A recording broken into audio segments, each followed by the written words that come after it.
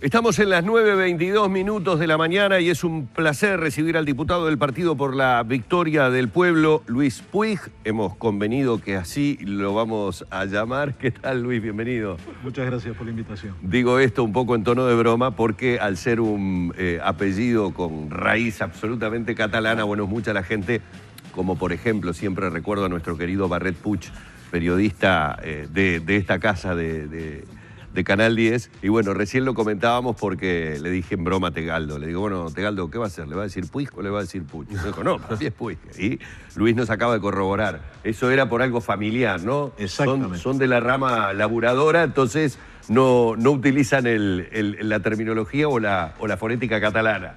Por definición plena de mi abuelo, Nosotros somos Puig, somos criollos. Bueno, Luis, la convocatoria obviamente tiene que ver con el hecho de esta propuesta de crear una comisión investigadora para estudiar los denominados archivos Castiglioni. Aquí hay que remontarse un poco a lo que se conoció fundamentalmente a partir de que el semanario Brecha dio cuenta de estos archivos en manos de un coronel retirado, estamos hablando del Mar Castiglioni, y donde, digo, para sorpresa de muchos, me incluyo obviamente, me imagino que para muchos parlamentarios también, nos encontramos que las actividades de inteligencia militar, de espionaje, se mantuvieron en torno a figuras del ámbito político, sindical en nuestro país, aún en tiempos de democracia. Es decir, una vez asumido, por decirlo de alguna manera, la presidencia del doctor Julio María Sanguinetti a la salida de la dictadura, durante años, porque estamos hablando del presidente Valle, se mantuvo el espionaje que, bueno, sinceramente estremece el solo hecho de suponer o pensar que haya gente que pueda tener la impunidad de manejarse de esa manera en tiempos de democracia. O sea, ¿hasta dónde conocen ustedes que ese espionaje, por ejemplo, y es la primera pregunta, terminó, que ya no se viene realizando? Bueno, en realidad esa primera pregunta yo creo que no hay una respuesta clara. ¿Sigue el espionaje militar y policial en democracia? Es algo que tiene que investigar esta comisión parlamentaria y al mismo tiempo plantear que yo estoy convencido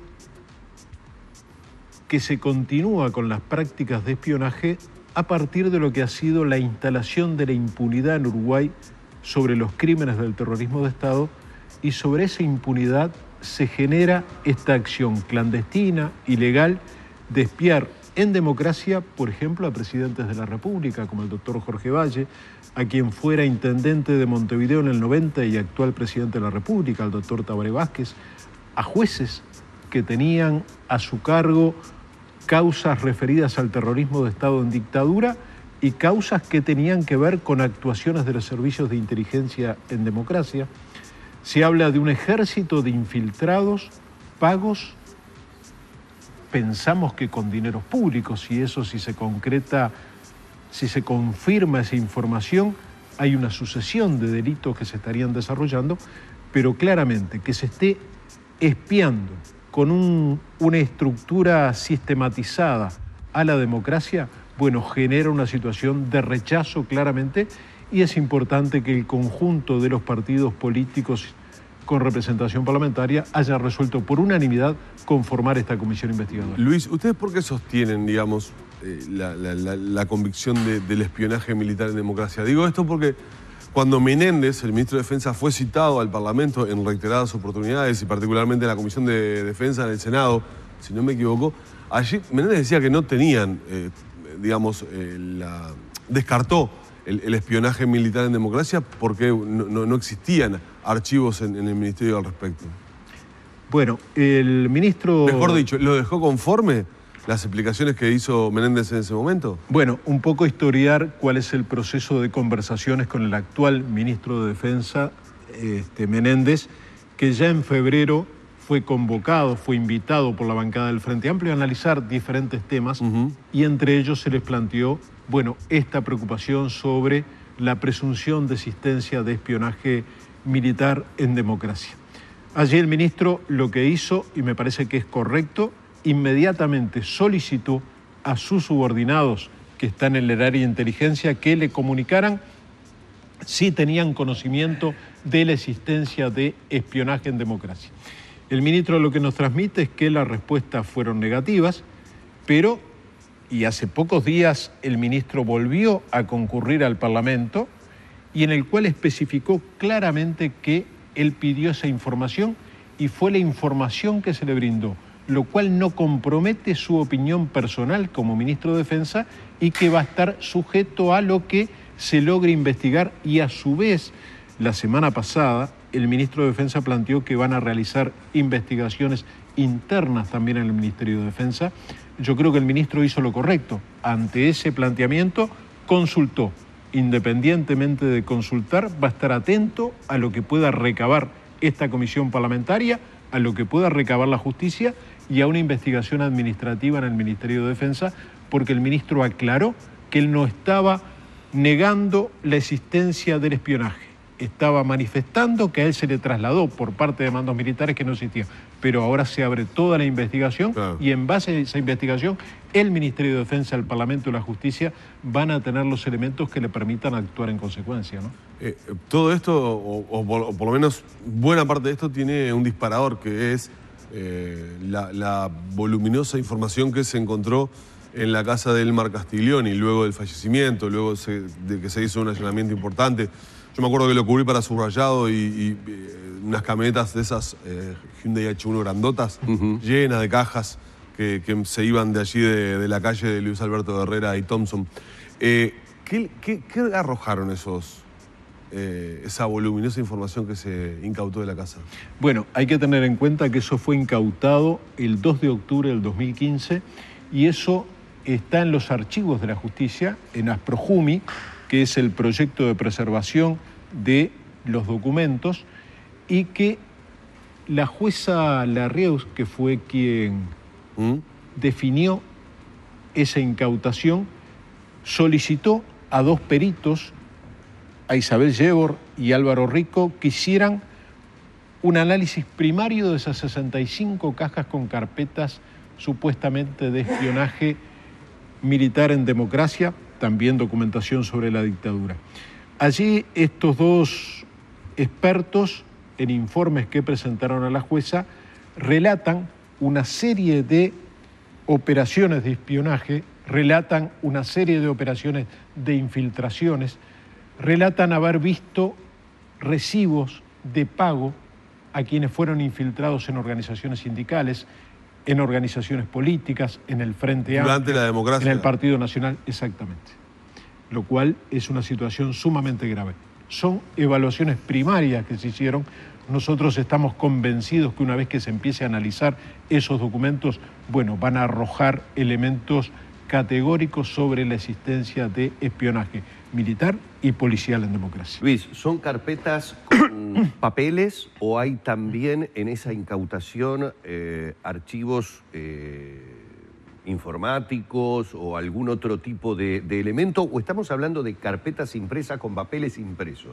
Bueno, lo que tenemos entendido es que es documentación impresa y que alguna podría llegar a tener sellos oficiales.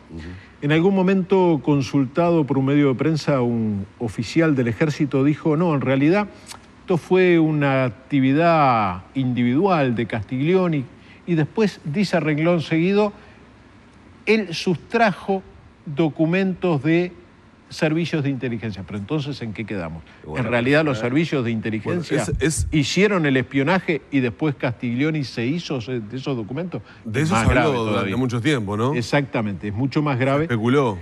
Todo eso va a ser analizado y yo creo que el Parlamento acá dio una señal democrática muy importante, porque la hizo el conjunto de los partidos políticos.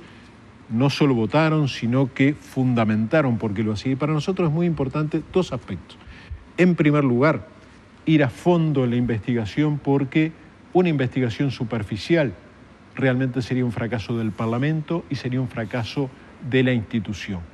Al mismo tiempo, desarrollar esta investigación durante todos los periodos de gobierno. Nosotros queremos descartar, sacar de arriba de la mesa que esto pueda servir para sacar algún rédito político a unos u otros, adjudicándole al gobierno del otro responsabilidad. Acá hay que investigar todo, del 85 a la fecha. Y al mismo tiempo, una afirmación que hace el conjunto del Parlamento: vamos a hacer todos los esfuerzos por preservar la dignidad y la intimidad de las personas que fueron víctimas de espionaje.